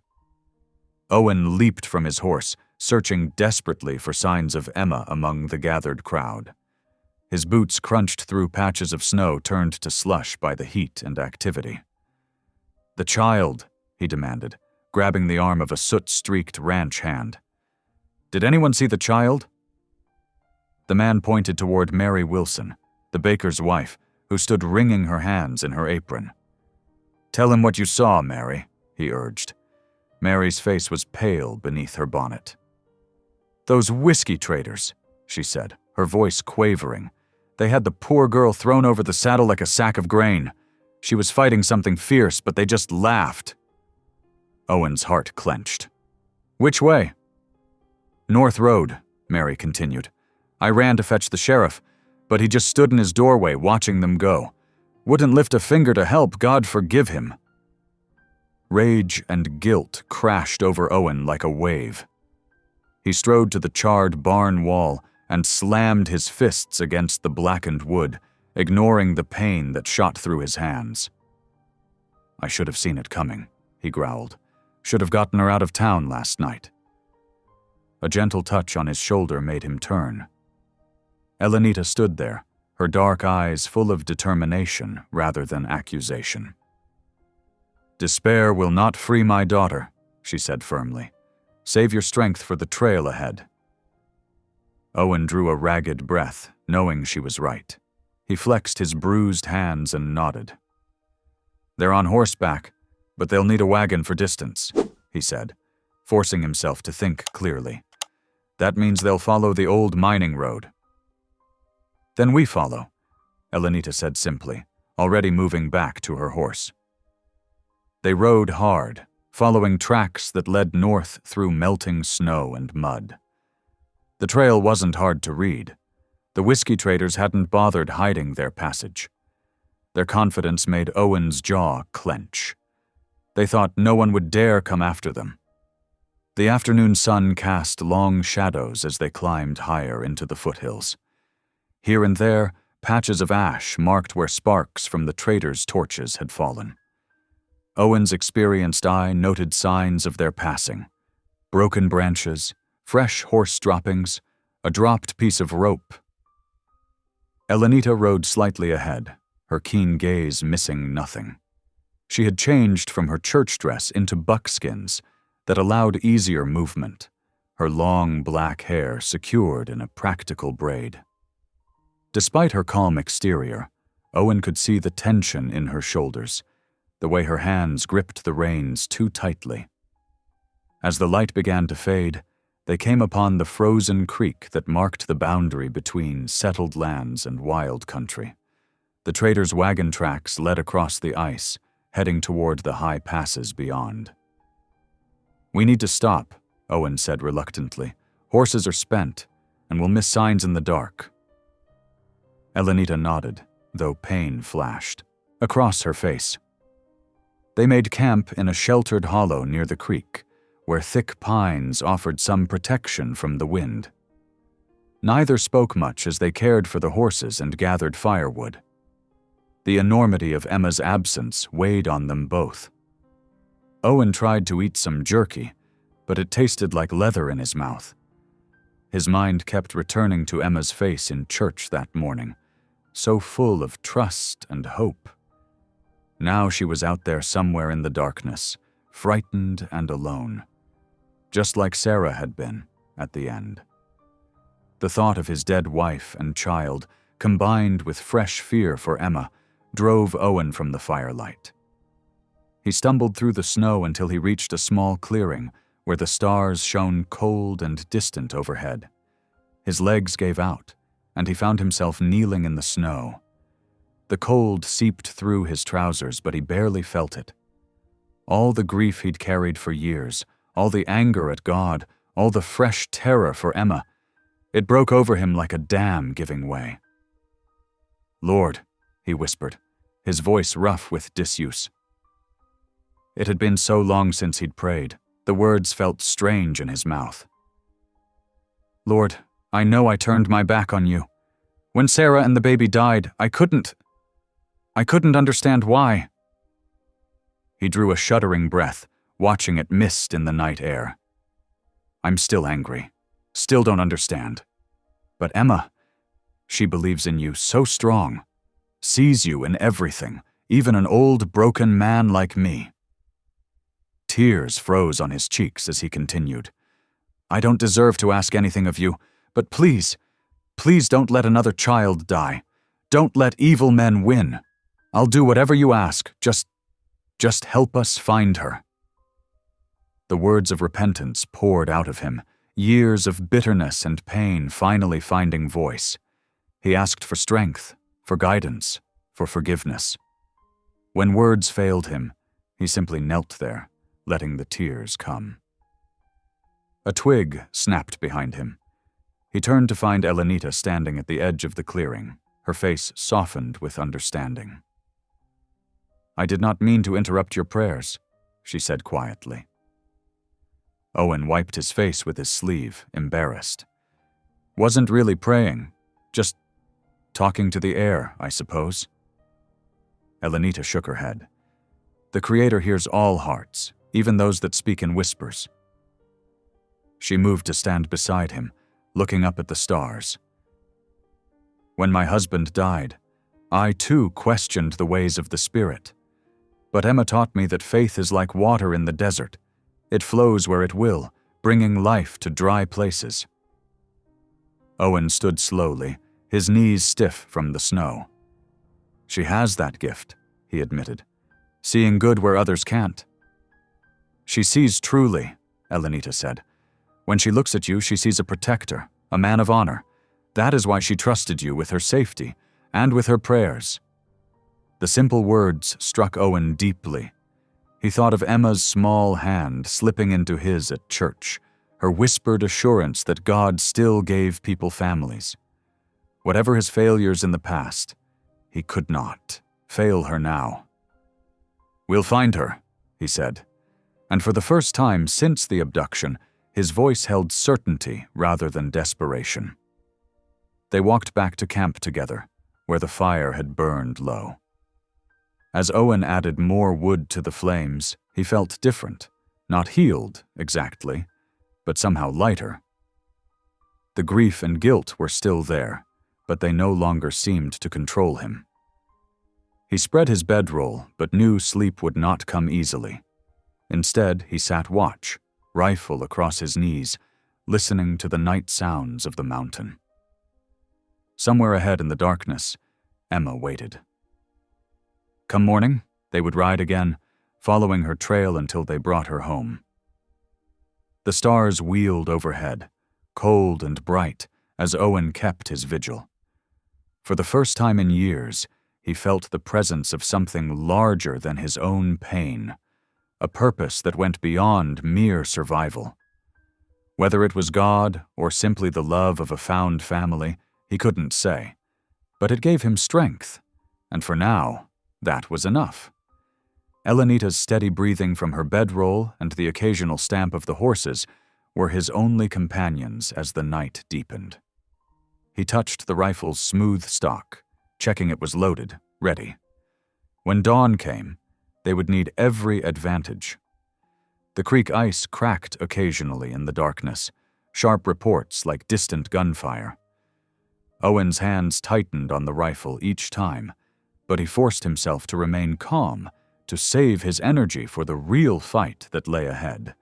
The night stretched on, full of shadows and memories, as he kept his lonely watch. Dawn painted the eastern sky in pale strokes of pink and gold as Owen and Elenita broke camp. The creek ice glowed with morning light, but neither had time to admire its beauty. They worked quickly, efficiently, speaking little as they saddled their horses and gathered their gear. Owen studied the wagon tracks leading north. Fresh snow had fallen during the night, but not enough to completely obscure the deep ruts. He mounted his horse, feeling the animal's eagerness to move, despite yesterday's hard ride. They're headed toward Miller's Pass, he said, pointing to where the tracks disappeared into the foothills. It's steep going, especially with a wagon. Elenita swung into her saddle, adjusting her rifle across her back. Then they will be slow, she said, her voice carrying quiet determination. And we will catch them. They set out at a steady pace, letting the horses pick their way carefully through the deepening snow. The morning air bit sharp and clean, carrying the scent of pine and wood smoke from distant valleys. Owen kept his eyes on the trail, noting how the wagon wheels had cut deep grooves into the frozen ground. As they climbed higher into the foothills, the going became harder. Snow drifted in places up to the horses' knees, forcing them to dismount and lead the animals through the worst patches. Sweat froze on Owen's back despite the cold, and his breath came in white clouds. Elenita moved with practiced grace through the snow, her moccasins leaving barely a trace. She paused often to study the trail, reading signs Owen might have missed. A broken branch here, a scrap of cloth there, telling the story of Emma's journey. By mid-morning, the sun had climbed high enough to soften the snow, making travel even more difficult. The horses struggled on the steeper sections, their flanks heaving with effort. Owen called a brief halt to let them rest, though every moment of delay gnawed at his conscience. "Look," Elenita said suddenly, pointing to a distant ridge. A thin column of smoke rose against the blue sky, almost invisible unless you knew to look for it. Owen pulled out his spyglass and studied the area carefully. "Camp's just over that rise," he said. "Maybe 2 hours' ride, the way the ground lies." They pressed on with renewed purpose, choosing their path more carefully now. As they drew closer to the smoke, they left the horses concealed in a stand of thick pines and continued on foot. The snow helped muffle their approach as they crept toward the ridge. Owen's heart hammered against his ribs as they reached the crest.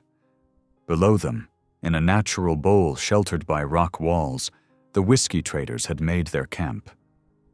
He counted 6 men lounging around a fire, passing a bottle between them. Their wagon stood nearby, its canvas cover flapping slightly in the mountain breeze. And there, tied to the wagon wheel, sat Emma. Owen's hands clenched into fists at the sight. Even from this distance, he could see she was cold and frightened, but her back was straight, her head held high. As they watched, her clear voice carried up to them. She was humming, the same hymn her mother had taught her. "That's my brave girl," Elenita whispered, pride and pain mingling in her voice. They listened as the traders' rough laughter echoed off the rocks. One man, whom Owen recognized as their leader, stood up and gestured with the bottle. "Once we get to Carson City," he announced, "won't take much to prove this deed ain't worth the paper it's written on. Judge there owes me a favor or two." He took another drink. "As for the girl, well, there's always someone looking to buy silence." Owen's finger tightened on his rifle trigger. "We could take them now," he growled. "I can hit 3 before they know what's happening." But Elenita laid a gentle hand on his arm. "And the other 3 would kill Emma before we reached her," she said softly. "We must be patient, like the mountain lion that waits for night." Owen forced himself to relax, knowing she was right. They retreated carefully from their observation point, making their way back to where they'd left the horses. Finding a defensible position in a cluster of boulders, they settled in to wait and plan. As afternoon faded toward evening, Owen pulled his axe from his saddlebag and began to sharpen it, the rhythmic scrape of stone on steel helping to focus his thoughts. The familiar weight of the tool in his hands brought back memories of countless hours spent in the timber, but today it would serve a different purpose. Nearby, Elenita worked with quiet efficiency, fashioning snares from rope and spare leather. Her fingers moved surely, weaving knots that would hold fast when needed. Every so often she would pause in her work to whisper what Owen recognized as prayers in her native tongue. The sun sank lower, painting the snow in shades of orange and purple. As darkness approached, Owen found himself moving his lips in prayer as well, the words coming easier now than they had the night before. "Lord," he whispered, "give us wisdom for what's coming. Keep Emma safe until we reach her." He paused, then added, "And if it comes to killing, let it be clean and quick." Elenita looked up from her work. "The Creator hears prayers in all languages," she said, "even those spoken by hearts long silent." Owen nodded, running his thumb along the axe's edge to test its sharpness. "I reckon he does at that." He studied the weapon in his hands. "I've used this axe for 20 years, mostly for honest work. Never thought I'd need it for something like this." "Sometimes the tools of peace must serve in war," Elenita replied, coiling her finished snares. "What matters is the heart that wields them." They shared a small meal of jerky and hard bread as full darkness settled over the mountains. The quarter moon provided just enough light to see by without revealing their position. From their hiding place, They could see the traders' campfire burning bright, hear occasional bursts of laughter carrying on the night wind. Owen checked his rifle one final time, then secured the axe at his belt. Beside him, Elenita gathered her snares and tested the draw of her bow. Their eyes met in the darkness, and understanding passed between them. Whatever came next, they would face it together. "We go in from different directions," Owen said quietly, reviewing their plan. "I'll create a distraction at the south end of camp while you work your way around to Emma. Once she's free, head for those rocks we marked. I'll keep them busy as long as I can. Then follow." Elenita touched his arm briefly. "May the Creator guard your steps, Owen Boone." "And yours," he replied, the words feeling right in his mouth. "Keep her safe." They separated, each moving carefully through the darkness toward their positions. Owen paused at the edge of his chosen spot, looking up at the stars scattered across the black sky. They seemed to shine with unusual brightness, as if bearing witness to what was about to unfold. He thought of Emma, cold and afraid, but still singing her hymns of faith. Of Elenita's quiet strength and wisdom. Of his own journey from bitterness back toward belief. Whatever happened in the next few hours, he knew he was exactly where he needed to be. The night wind sighed through the pines as Owen settled in to wait for the agreed-upon signal. His axe hung ready at his belt, his rifle cradled, in steady hands. Somewhere in the darkness, Elenita was moving into position, carrying with her the prayers of 2 cultures and the hope of a found family. The traders' campfire burned lower, casting flickering shadows on the rock walls around them. Soon it would be time. Owen drew a deep breath of the cold mountain air and prepared himself for what was to come. The mountain night wrapped them in darkness as Owen and Elenita crept toward the camp. Only embers remained of the traders' fire, casting a dim red glow across sleeping forms. 2 guards sat hunched by the wagon, passing a bottle between them. Owen's boots made no sound in the fresh snow. His axe hung ready at his side, its weight familiar and reassuring. Ahead, Emma's small figure was just visible, still tied to the wagon wheel.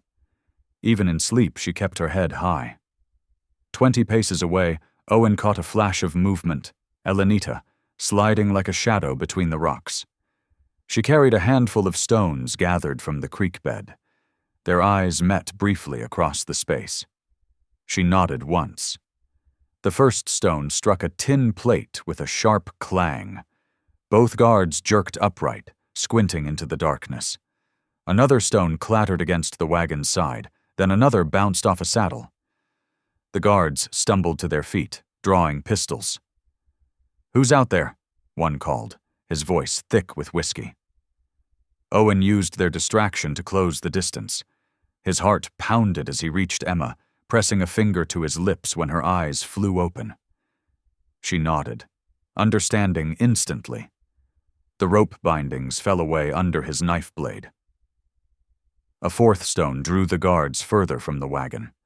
Emma stood on shaky legs, clutching Owen's coat. They had taken 3 steps when a boot scuffed against stone. "Hey!" The shout split the night. "The girl! They're taking the girl!" Chaos erupted. Men thrashed awake, grabbing for weapons. Lanterns flared to life, throwing harsh shadows across the snow. The sharp crack of a pistol sent splinters flying from the wagon beside Owen's head. "Down," he ordered, spinning to put himself between Emma and the gunfire. His axe swept up in a deadly arc as the nearest trader charged. The man fell back with a cry, clutching his arm. More shots rang out. Owen glimpsed Elenita darting forward through the confusion. She caught Emma's hand, pulling her toward a massive boulder.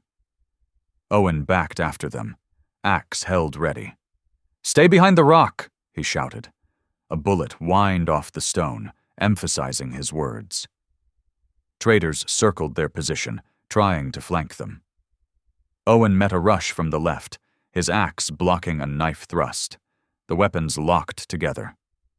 The trader's breath reeked of whiskey as they strained against each other. "You're dead, mountain man," the trader snarled. Owen broke the lock with a sudden twist, sending the man sprawling. "Not today," he growled. Behind him, Emma whimpered. Elenita held her close, whispering comfort in Apache. They needed to move. The traders were tightening their circle. "The horses," Owen called. "When I say run, head for the horses. Don't stop for anything." He caught Elenita's nod. Taking a deep breath, Owen bellowed a war cry and charged the nearest group of traders. His sudden attack scattered them. In the same moment, Elenita and Emma bolted from behind the boulder, racing for the tree line. Owen swung his axe in wide arcs, keeping the traders back. More shots cracked through the night. He felt one tug at his coat sleeve, but kept moving. The shadows between the pines beckoned. A voice rose behind him. The traders' leader, shouting orders. "Don't let them reach those trees! Shoot the horses if you have to!" But they were too late. Owen crashed through the underbrush, branches whipping at his face. Ahead, he could hear the sounds of running feet. His lungs burned as he pushed himself faster. They reached the horses together. Elenita boosted Emma onto her mount while Owen cut the tethers. In seconds, they were all mounted. "Ride!" Owen spurred his horse forward. The animal leaped ahead, hooves churning snow. Emma and Elenita followed close behind. They crashed through the forest at a desperate pace. Branches tore at their clothes. Behind them, shouts and curses faded into the distance. Still, they rode on, letting the horses pick their way through the darkness. Only when the sounds of pursuit had completely died away did Owen signal a halt. They drew up in a small clearing, the horses' breath steaming in the cold air. For a long moment, no one spoke. Then Emma's small voice broke the silence. "You came for me." "Always," Elenita whispered, gathering her daughter close. Owen scanned the darkness behind them. In the distance, angry voices rose on the night wind. The traders were regrouping, probably already mounting up to follow their trail. "We need to keep moving," he said quietly. "They won't give up easy." Elenita nodded, straightening in her saddle. Emma sat tall, despite her exhaustion, her father's deed still safe in her dress. Together they turned their horses north, leaving the traders' curses behind them. Dawn painted the sky in pale streaks as Owen guided them toward a weathered line shack nestled deep among the pines. The rough-hewn logs offered welcome shelter after their night of desperate riding. Inside, dust coated the simple furnishings, a crude table, a rusty stove, and a narrow cot. Emma winced as Owen dabbed at the rope burns on her wrists with a damp cloth. "Hold still, little one," he murmured. Her brave smile reminded him how much strength lay in such a small frame. At the stove, Elenita worked cornmeal into thin cakes, the familiar motions bringing comfort to them all. The griddle sizzled as she dropped each circle of batter, filling the shack with a homey aroma that seemed to push back the shadows of their ordeal. When Emma told them how she'd refused to give up the deed, despite the trader's threats, Owen couldn't help but chuckle. Her stubborn spirit had kept her going. Soon they were all laughing, the kind of laughter that comes after great fear has passed, when joy and relief bubble up unstoppable. But Owen's expression grew serious as he watched snow beginning to drift past the single window. "We can't hide forever," he said quietly. "Those men won't stop hunting us. We need to return to Pine Crossing and face this head-on." Elenita's hands stilled over the stove. "The sheriff works for them. The law will not protect us." "Not the sheriff," Owen agreed. "But the people themselves? If they see the truth, if they stand together against this corruption?" He met her worried gaze. "Your husband trusted them enough to leave this legacy. Maybe it's time we did too." Emma sat up straighter on the cot. "Papa would want us to fight for what's right," she said softly. "He always said truth needs brave hearts to speak it." They fell quiet then, each lost in thought as the day crept by. Outside, dark clouds gathered once more over the mountains, but inside the shack, 3 hearts found courage in their unity. The mountain trails wound down through darkening pines as Owen, Emma, and Elenita guided their tired horses toward Pine Crossing. Dusk settled over the town like a purple blanket, painting long shadows across empty streets. They kept to back alleys, moving quietly until they reached the weathered clapboard schoolhouse. Miss Abigail stood waiting at the side door, her lamp casting a warm glow. "Quickly now," she whispered, ushering them inside. The schoolroom smelled of chalk dust and wood smoke, with a pot of stew bubbling on the pot-bellied stove. While they ate, Miss Abigail shared what she'd learned. "The town split right down the middle," she explained, wringing her hands. "The general store owner and several ranchers have spoken against the whiskey traders' violence, but others, the saloon keeper, the banker, they profit too much to stand against them." Reverend Harlan arrived as night deepened, his usual gentle manner hardened by concern. "The truth must be told," he insisted, settling into a student's desk. "Not in whispers, but before everyone. Let them see Emma's deed and hear her story.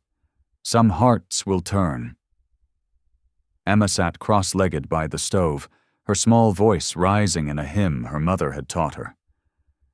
"Amazing Grace, how sweet the sound." The melody drifted through the schoolroom, steady despite all they'd endured. Owen stood at the window, watching moonlight silver the empty street. His jaw tightened as he listened to Emma sing. He'd lost his own child years ago, helpless against fate. But this time was different. This time he could act. Moving to the teacher's desk, he pulled out paper and pencil. His rough hands, more familiar with axe and rifle, carefully formed the words he would speak. Each sentence was a promise, to Emma, to justice, to his own awakening conscience. He would tell them about a brave child, a father's last gift, and the choice between profit and honor that faced them all. Morning crept over Pine Crossing with icy fingers, painting frost on window panes and sending shivers through the gathered crowd. The street filled with townsfolk, their breath clouding in the cold air as they shuffled between the general store and the saloon. Owen stood on the church steps, his weathered hands gripping the worn leather Bible. Beside him, Emma's small shoulders were straight with courage, while Elenita's dark eyes swept the crowd with quiet dignity. Miss Abigail and Reverend Harlan flanked them like sentinels. The whiskey traders swaggered down the street, boots crunching on frozen mud. Sheriff Clegg walked with them, his badge gleaming dully in the winter light. One trader waved yellowed papers. "We got legal claim here," he shouted. "That girl's got nothing but forgeries." Murmurs rippled through the crowd. Some folks stepped back, while others pressed forward, faces tight with anger. Owen raised his voice, clear and strong across the morning air. "I stand before God in this town to speak truth," he declared. "Emma's father was an honest man who secured water rights for all people, white and Apache alike. He left this land to his daughter, knowing she'd honor that sacred trust." He turned slowly, meeting the eyes of shopkeepers, ranchers, and farmers. "I've seen this child's courage. I've witnessed her mother's strength. The Lord commands us to defend the widow and orphan, not bow to men who'd steal with forged papers and violent threats." The traders' hands crept toward their pistols. "You're just a mountain hermit," one spat. "Your words mean nothing." But the crowd surged forward. "Let the girl speak," someone shouted. "Show us the real deed." Sheriff Clegg wiped sweat from his forehead despite the cold, his confidence crumbling as he saw the tide of public opinion turn. The traders glanced around, finding themselves surrounded by determined faces instead of fearful ones. The morning hung suspended, like a breath held too long, as justice trembled in the balance. The traitors' faces twisted with rage. In a blur of motion, they yanked their pistols from their holsters. "To hell with talk!" one snarled, aiming at Emma. Owen moved like lightning, sweeping Emma behind him while Elenita pulled her close. His axe hung at his belt, but he didn't reach for it. Violence wouldn't heal this wound in the community. Instead, he stood tall, facing the gun barrels with steady eyes. "Sheriff Clegg," Owen's voice boomed across the street. "You wear that badge to protect the innocent. Will you let children be threatened in your town?" The crowd pressed closer, their collective courage growing. Miss Abigail stepped forward, her usually gentle voice sharp with conviction. "We've all seen Emma in our schoolhouse. She's one of our children now." "Amen to that," Reverend Harlan called out. "The Lord sees what's done here today." More voices joined in. The butcher's wife shouted about shame and sin. The Kehu blacksmith crossed his massive arms, blocking the traitors' path to their horses. Even old Mr. Peterson, who rarely left his store, hobbled out to stand with Owen. Sheriff Clegg's face twisted with inner struggle. He looked from the trader's money pouch at his belt to the sea of familiar faces. People he'd known for years. People whose children played in these streets. Something cracked in his expression. "Lower those weapons," he ordered, drawing his own pistol. "You're under arrest for attempted kidnapping, forgery, and threatening a child." The traitors hesitated, wild-eyed, but townspeople surrounded them. 2 deputies emerged from the crowd, iron handcuffs gleaming.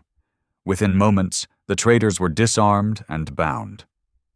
Miss Abigail retrieved the forged papers, holding them beside Emma's true deed. "Look here," she announced, pointing to clear differences in the handwriting and paper age. "These men tried to cheat us all." A cheer went up from the crowd. Women rushed to hug Emma and Elenita. Men clapped Owen on the shoulder, calling him friend instead of hermit. The spring would remain protected, serving all who needed water, just as Emma's father had intended. Elenita's tears fell freely as she held Emma's hand. "Thank you," she whispered to Owen in English, then spoke a longer blessing in Apache. Owen felt something shift inside his chest, like ice breaking up in spring.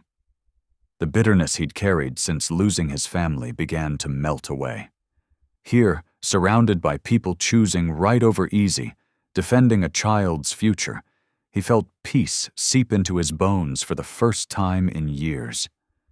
Evening spread its purple shadows across the mountains as Owen stoked the fire in his cabin. The flames cast dancing light on the rough-hewn walls, warming the small space that had seemed so empty just days before. Now, the aroma of rabbit stew filled the air, mingling with the scent of fresh-baked cornbread Elenita had made.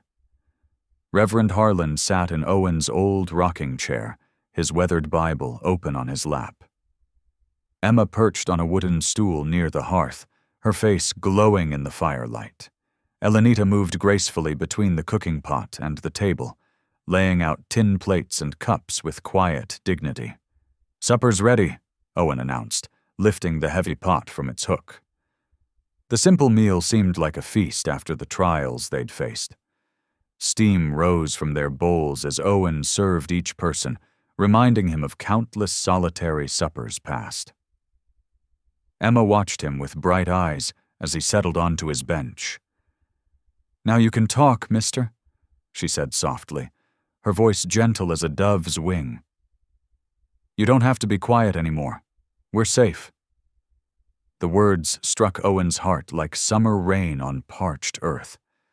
He looked at this child who had brought such change to his life, this brave girl who had helped him find his voice again, with both people and God.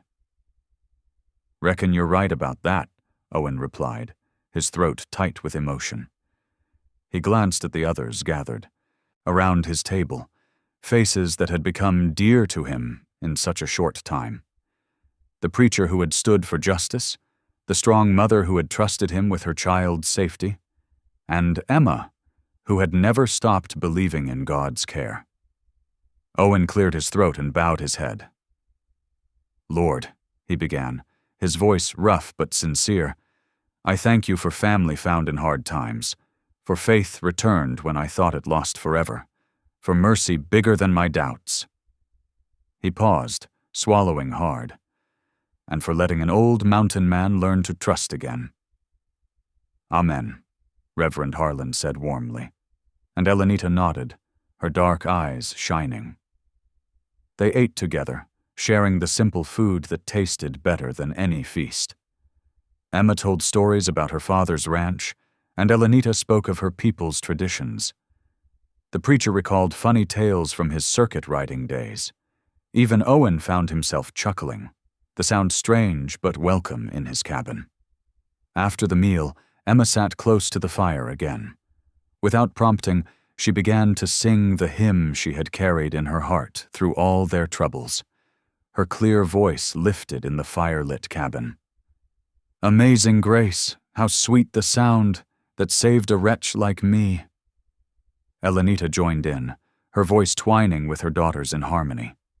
The preacher's bass notes added depth, and Owen found himself humming along, remembering words his own wife had sung years ago.